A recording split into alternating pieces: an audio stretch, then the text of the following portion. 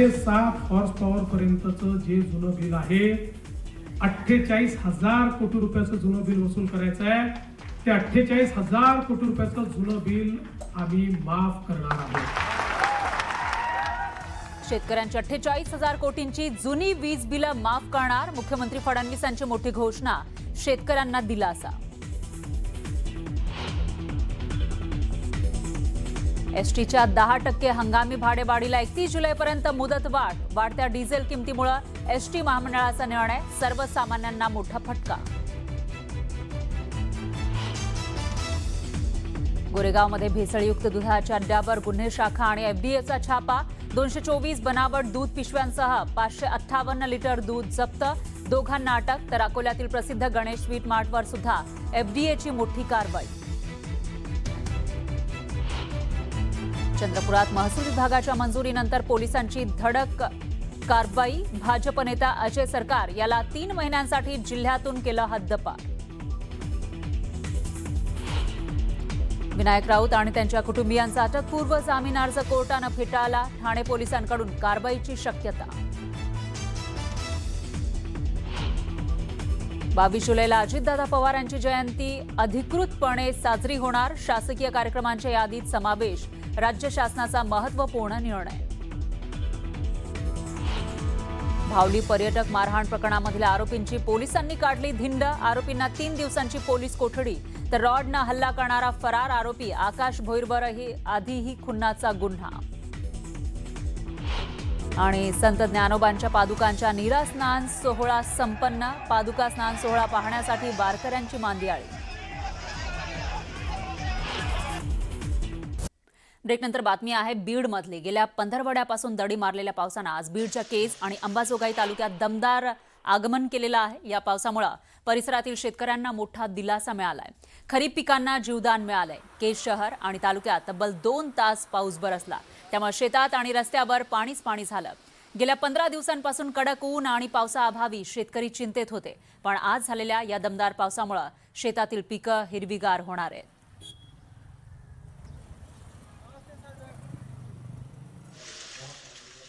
यानंतरची बातमी आहे धाराशिवमधली. सरकारनं शिक्षकांना मतदार पुनर्निरीक्षण कार्यक्रमाची ड्युटी दिली आहे. त्यामुळे धाराशिव जिल्ह्यातील शिक्षणाचा पुरता बोजवारा उडाल्याचं चित्र आहे. जिल्ह्यातील कळंब शहरात नगर परिषदेच्या 185 पटसंख्या असलेल्या शाळेत 8 पैकी 5 शिक्षकांना मतदार पुनर्निरीक्षण कार्यक्रमाची ड्युटी दिलेली आहे. शिक्षक नसल्यानं एकाच वर्गामध्ये 5वी, 6वी आणि 7वीच्या विद्यार्थ्यांना शिक्षण दिलं जात आहे. आणि तिन्ही वर्गाचा अभ्यास एकत्र करावा लागत असल्यानं विद्यार्थ्यांची सुद्धा मोठी अडचण होतीये. राज्यभरात मतदार पुनर्निरीक्षणाचा कार्यक्रम राज्य सरकारनं किंवा केंद्र सरकारनं हाती घेतलेला आहे आणि त्याच्यासाठी बीएलओ म्हणून शिक्षकांची नियुक्ती केली आहे. बीएलओ म्हणून शिक्षकांची नियुक्ती केल्यामुळे विद्यार्थ्यांच्या शिक्षणावर परिणाम होतोय आणि विद्यार्थ्यांच्या शिक्षणावरती परिणाम कशा पद्धतीने होतो हे पाहण्यासाठी आपण आता कळंब शहरातील एका नगर परिषद शाळेत आलेलो आहोत. आता मी ज्या ह्या वर्गात आलेलो आहोत हे वर्ग हे 3 वर्ग आहेत. किती वेळचे वर्ग आहेत हे? 5वी, 6वी, 7वी हे तिन्ही वर्गाचे विद्यार्थी एका वर्गात बसवलेले आहेत. कारण याचं आहे की यांच्याकडे जे शिक्षक आहेत या शाळेवरती किमान 7 ते 8 शिक्षक आहेत. मात्र 8 शिक्षक आहेत. मात्र याच्यापैकी आज तर फक्त एका शिक्षकावरती सगळा भार जो आहे तो शाळेचा करण्यात आलेला आहे. ही सगळी अवस्था आहे. जर हे विद्यार्थी 185 या शाळेची पटसंख्या आहे. संख्या जर बघितली पटसंख्या शहरातली चांगली नगर परिषदेची शाळा म्हणून शाळेकडे बघितलं जातं. आणि जर विद्यार्थ्यांना अशा पद्धतीनं एका वर्गात तिन्ही विद्यार्थ्यांना वेगवेगळ्या एकाच वर्गात बसून जर शिक्षण घेण्याची वेळ असेल तर नेमकं ते विद्यार्थी काय शिकणार आहेत हा एक मोठा प्रश्न आहे. मला सांग, काय नाव आहे तुझं? रिजवान अल्ताफ पठाण. अच्छा, कुठे गेले सर तुझे? बीओलोच्या ड्युटीवर. बीएलओच्या ड्युटीवर किती दिवस झाले नाहीत सर? 15-20 दिवस होते. 20 दिवस होते का? मग शिक्षणाचं कसं आहे तुमचं? ती पायल मॅडमच एकटे शिकवायला आम्हाला. 15-20 दिवस झाले. बरं, तुझं काय नाव आहे? श्रीकांत विकास चोंदे. बरं, काय झालं? कुठे गेले सर?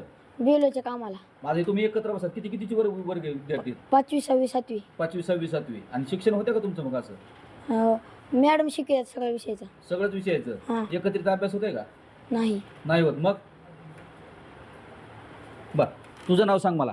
स्वराज सचिन जावळे. हा, काय कसं होतंय शिक्षणाचं? कसं आहे शिक्षण? थोडं अभ्यास व्हायला काय 15 दिवसात? नाही. का?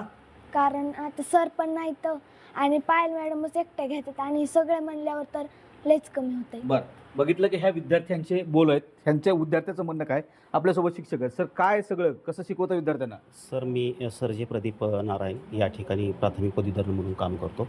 तर सध्या त्या BLOच्या कामामुळे आता एकूण शिक्षक आम्ही 8 जण आहोत. त्यातले 5 शिक्षक हे BLOच्या कामासाठी आहेत. तर 3च शिक्षकांवर 185 विद्यार्थ्यांचा भार आहे. तर एका वर्गामध्ये एका वर्गात 3 वर्गाचे विद्यार्थी बसवून बरं. एक शिक्षक. म्हणजे शिक्षणाचं कसं आहे, होतं काय सगळं शिक्षण? सर, आता याच्यामध्ये शिक्षणाचं असं होतं की गुणवत्ता देण्याचं काम आम्ही करतो, प्रयत्न करतो, परंतु जशी पाहिजे त्या प्रमाणामध्ये देता येत नाही. जर एका वर्गाला जर अध्यापन करायचं म्हटलं तर बाकीच्या 2 वर्गांना इतर काहीतरी काम द्यावं लागतं, परंतु इतर काम दिल्याच्यानंतर ते विद्यार्थी व्यवस्थितपणे करू शकत नाही आहेत. ते त्यांचा गोंधळ करतात. त्यामुळे काय होतं तर याच्यामध्ये गुणवत्तेचं त्रास होतो. तर शिक्षण देणं हे गरजेचं आहे. शिक्षणाची प्राथमिकता असते. मात्र या पद्धतीने जर शिक्षण द्यायचं असेल, असं जर सुरू असेल तर खरंच याच्यातून हे विद्यार्थी घडणार आहेत का, हा एक मोठा प्रश्न आहे. BLO शिक्षकांना ड्युट्या देऊ नये यासाठी शिक्षक संघ असेल अनेकांनी विरोध दर्शवला होता. मात्र शासनाकडून हा निर्णय शिक्षकावरती लादण्यात आला. मात्र शिक्षकावरती जरी मतदार पुनरीक्षणाचं काम दिलं असलं तर विद्यार्थी घडवण्याचं काम कोण घेणार, याची जबाबदारी कोणावर टाकण्यात आलेली नाही आहे. म्हणूनच विद्यार्थ्यांचं भवितव्य किंवा विद्यार्थ्याचं शिक्षण यामुळे अडचणीत आल्याचं चित्र सध्या तरी पाहायला मिळत आहे. सागर जाधवसह बालाजी निर्भय, न्यूज 18 मराठी, धाराशिव, कळंब. यानंतर बातमी आहे वारीची. संत शिरोमणी नामदेव महाराजांच्या पालखीचा बीडच्या परळीमध्ये गोल रिंगण सोहळा पार पडलाय. भक्तिमय वातावरणात संपन्न झालेल्या या सोहळ्यात हजारो वारकऱ्यांसह भाविकांनी हजेरी लावली. ज्ञानोबा तुकाराम आणि श्री नामदेव महाराजांच्या जयघोषामुळे परिसर दणाणला होता. यंदा या पालखीच्या रिंगण सोहळ्याचं 5वं वर्ष आहे.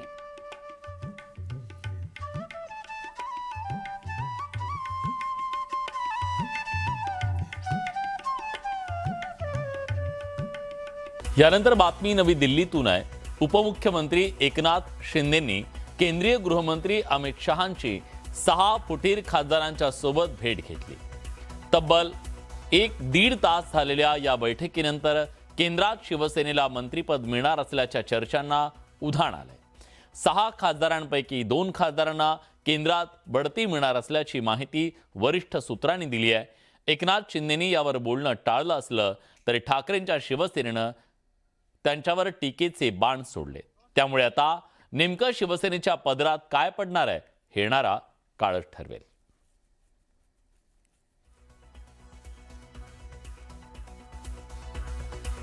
तर काय घडलं जाणून घेऊया आपण ग्राफिक्सच्या माध्यमातून. एकनाथ शिंदेंसह 6 खासदारांची अमित शहांच्या सोबत भेट झाली. 6 खासदारांची केंद्रीय गृहमंत्र्यांच्या सोबत प्रदीर्घ चर्चा झाल्याचं कळत आहे. शिवसेना अतिरिक्त 2 मंत्रीपद घेण्यासाठी आग्रही असल्याचं कळत आहे. केंद्राच्या पायाभूत सुविधा प्रकल्पांच्या बद्दल सुद्धा यावेळी चर्चा झाली अशी माहिती मिळते आहे. विकास कामांसाठी आवश्यक निधीची मागणीही करण्यात आली आहे आणि त्याशिवाय केंद्राकडून कोणतीही कमतरता भासू देणार नाही असं अमित शहांनी सांगितल्याचं कळत आहे. फुटीनंतर पहिल्यांदा 6 खासदार एकत्रितपणे अमित शहांच्या भेटीला पोहोचले. हे जाणीवपूर्वक पसरवलं जात आहे. या सगळ्या बातम्या मग शिवसेनेविषयी असतील किंवा राष्ट्रवादी काँग्रेस पक्षाविषयी असतील, मग काँग्रेस पक्षातल्या काही नेत्यांविषयी असतील, भारतीय जनता पक्षाला आणि खास करून शिंदे गटाला दुसरं काय काम राहिलेलं नाही. आणि मग अशा प्रकारच्या अफवा पसरवून मूळ प्रश्नावरचं, विषयावरचं लक्ष लोकांचं विचलित करायचं, ही अशा प्रकारची भूमिका आहे. ते अतिशय खालच्या पातळीवर जाऊन 4 वर्ष आम्हाला शिव्या देत आहेत, 4 वर्ष आम्हाला शिव्याशाप देत आहेत. परंतु हे शिव्याशाप देणारे लोक आता दररोज त्यांचा खड्डा खोल होत चाललेला आहे आणि महाराष्ट्रातली जनता आमच्या बाजूने उभी राहते आहे. आणि मला वाटतं ते कुणाचं काम करतायत हा आत्मसंशोधनाचा विषय आहे. दरम्यान संजय राऊत आणि एकनाथ शिंदेंमध्ये शाब्दिक युद्ध पेटलंय. कायदा आहे की नाही मला माहित नाही. एकनाथ शिंदे चोरीचा माल घेऊन दिल्लीच्या रस्त्यावर फिरतात आणि कायदा त्यांना हटकत नाही आणि गृहमंत्र्याकडे चोरीचा माल घेऊन जातात. ही गंभीर गोष्ट आहे. एखादा साधा चोर जर चोरीचा माल घेऊन जात असेल त्याला पोलीस हटकतात.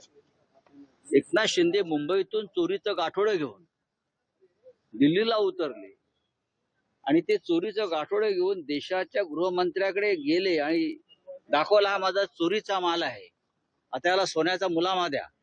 बरं, आणि गृहमंत्री त्याला जर मान्यता देत असते त्या देशाच्या कायद्याविषयी मला चिंता वाटते. चोरी कोणी केली, बाळासाहेबांच्या विचारांची गद्दारी कोणी केली, हिंदुत्वाशी बेईमानी कोणी केली आणि त्याचबरोबर महाराष्ट्रातल्या जनतेशी जी खऱ्या अर्थाने त्यांचा विश्वासघात कोणी केला हे महाराष्ट्रातल्या जनतेने पाहिलेलं आहे आणि त्यांना धडाही शिकवलेला आहे. त्यांची जागा त्यांना दाखवलेली आहे.